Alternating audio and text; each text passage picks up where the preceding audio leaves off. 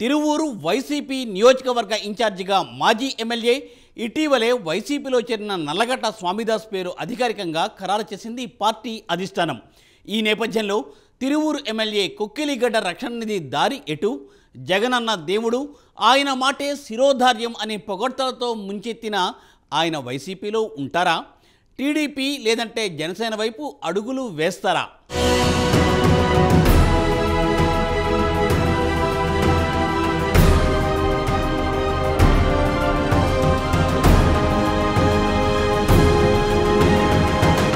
పది సంవత్సరాలు ఎమ్మెల్యేగా ఉన్న రక్షణ నిధి వైసీపీ అధికారంలో లేని 2014 నుండి 2019 సంవత్సరం వరకు అందరితో కలివిడిగా ఉంటూ లౌక్యంతో వ్యవహరించారని, అలాగే 2019లో రెండోసారి ఎమ్మెల్యేగా గెలిచిన అనంతరం కొందరి చెప్పుడు మాటలు వినడం ద్వారా పార్టీ కోసం నిబద్ధతతో పనిచేసిన ద్వితీయ శ్రేణి నాయకులు, కార్యకర్తలతో పాటు ఒకరిద్దరిని తప్పించి మీడియా వారిని సైతం పట్టించుకోకపోవడం ఎంతవరకు సమంజసం అనేది రక్షణ నిధి ఇప్పటికైనా గ్రహించాలన్న టాక్ సర్వత్రా వినిపిస్తోంది.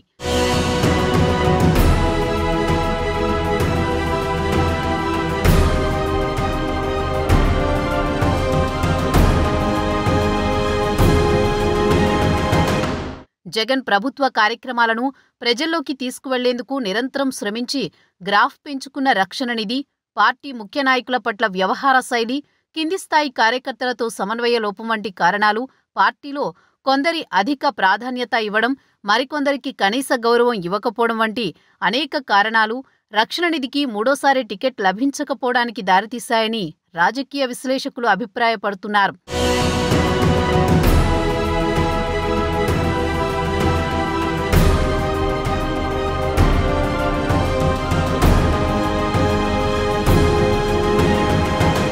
ఏదేమైనప్పటికీ రెండుసార్లు ఎమ్మెల్యేగా గెలిచి మూడోసారి టికెట్ నాదే, గెలుపు నాదే అని ధీమాతో ఉన్న రక్షణ నిధికి టికెట్ దక్కకపోవడంతో రక్షణ నిధి తీసుకునే నిర్ణయంపై నియోజకవర్గ ప్రజానీకం ఆసక్తిగా ఎదురుచూస్తున్నారు.